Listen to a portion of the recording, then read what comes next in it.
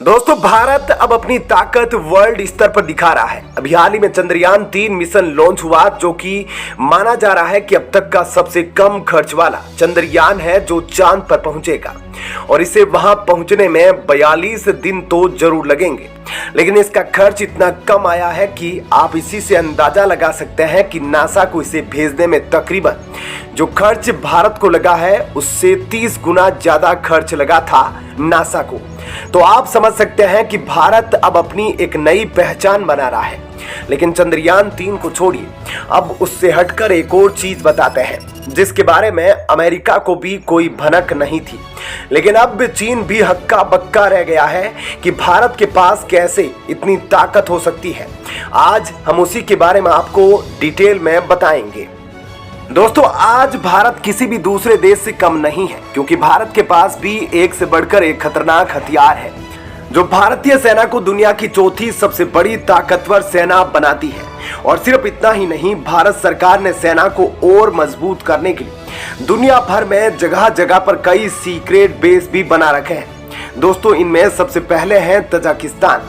Tajikistan की सीमा चीन और पाकिस्तान और पीओके से जुड़ती है। पीओके और तजाकिस्तान की दूरी 16 किलोमीटर है और इसे देखते हुए भारत ने यहाँ अपने मिलिट्री बेस को बना रखा है।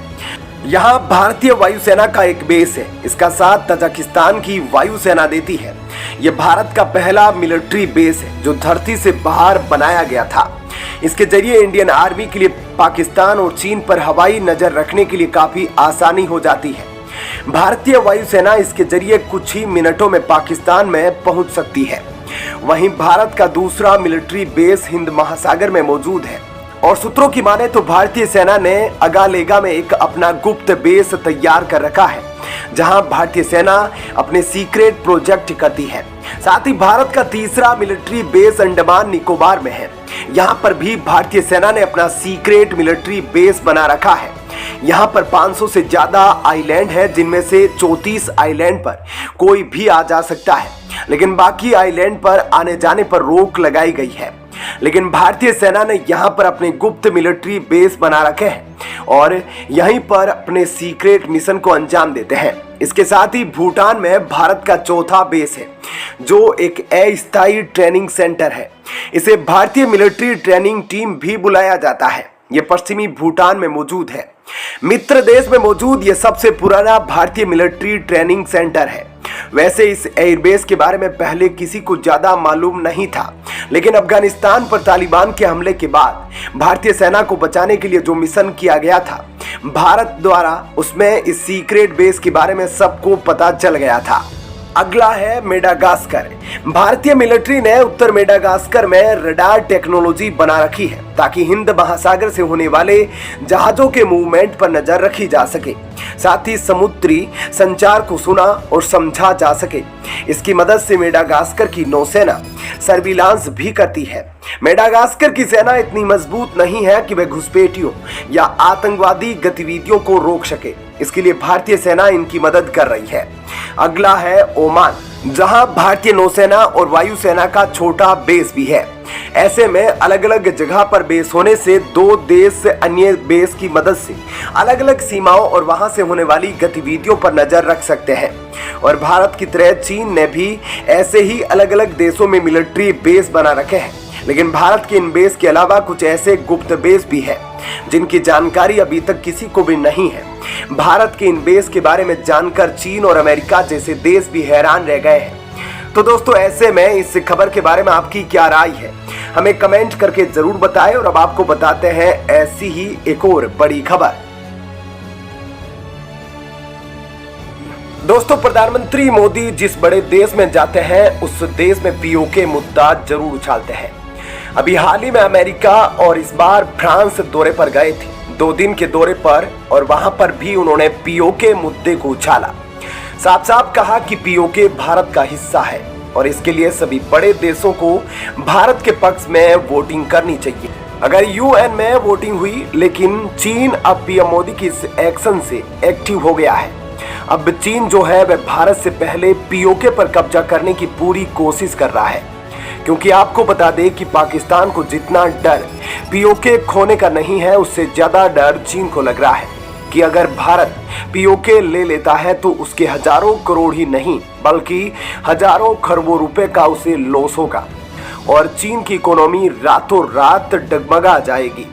वह भी उन गरीब देशों की लिस्ट में आ सकता है जैसे श्रीलंका और बांग्लादेश है। लेकिन अब चीन कैसे एक्टिव हो गया है पीओके को लेने के लिए, आपको डिटेल में बताते हैं। आपको बता दें कि चीन के राष्ट्रपति शी जिनपिंग ने एक ऐसे आदेश पर हस्ताक्षर किए हैं जिसके बाद अब चीनी सैनिकों को दूसरे देशों में भी तैनात किया जा सकता है। विशेषज्ञों का मानना है कि शी जिनपिंग के इस आदेश का पहला इस्तेमाल पीओके में ही किया जा सकता है। जानकारी दे दे कि अब पीओके की जरूरत पाकिस्तान से ज्यादा चीन को है, क्योंकि चीन ने पीओके में खरबों डॉलर का निवेश कर रखा है। चीन का खतरनाक प्रोजेक्ट सीपेक भी पीओके से होकर गुजरता है। चीन किसी भी कीमत पर इस प्रोजेक्ट को जल्द से जल्द पूरा करना चाहता है, क्योंकि हाल ही में कुछ ऐसी घटनाएं घटी है जिन्होंने सीपेक को लेकर चीन की चिंता को बढ़ा दिया है।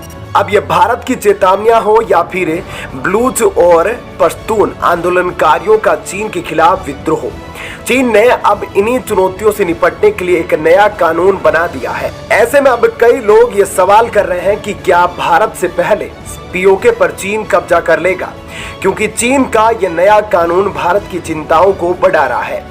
क्योंकि इस कानून के हिसाब से चीन के हितों की कहीं भी चीनी नागरिकों या फिर चीन की संप्रभुता पर कोई खतरा होता है तो वहां चीनी सैनिक तैनात किए जा सकते हैं। चीनी राष्ट्रपति ने अपने खास आदेश के जरिए दुनिया में कहीं भी चीन के सैनिकों की तैनाती को संवैधानिक बता दिया है।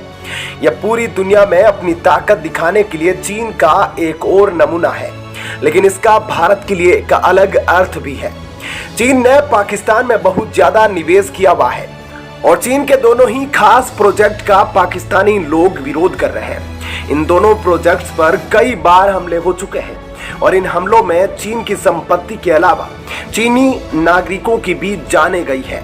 अब भविष्य में अगर ऐसे किसी प्रोजेक्ट पर हमला होता है तो चीन के पास एक संवैधानिक बहाना होगा उस जगह पर अपने सैनिक भेजने का।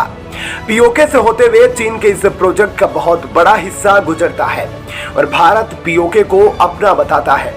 भारतीय संसद में जब से पीओके को लेकर बयान दिया गया है तब से चीन की चिंता और भी बढ़ गई है। ऐसे में अब कभी भी भारत अगर पीओके पर कब्जा कर लेता है तो चीन का अरबों डॉलर का निवेश पानी में मिल जाएगा। इसलिए चीन अब पीओके में अपने सैनिक तैनात करना चाहता है और इस आदेश के जरिए उसने भारत को एक संदेश भी दिया है कि अगर भारत पीओके पर कब्जा करना चाहता है तो उसे सिर्फ पाकिस्तान से ही नहीं बल्कि चीन से भी निपटना होगा। लेकिन भारत ने भी पूरी तैयारी कर रखी है और वह भी चीन को कड़ी टक्कर देने के लिए तैयार है। दोस्तों, पीएम मोदी को कैसी चाल चलनी चाहिए कि चीन से पहले भारत को पीओके वापस कर दे पाकिस्तान? आप जरूर अपनी राय दीजिएगा कमेंट बॉक्स में कि कैसे भारत को स्टेप बाय स्टेप एक्शन लेना चाहिए।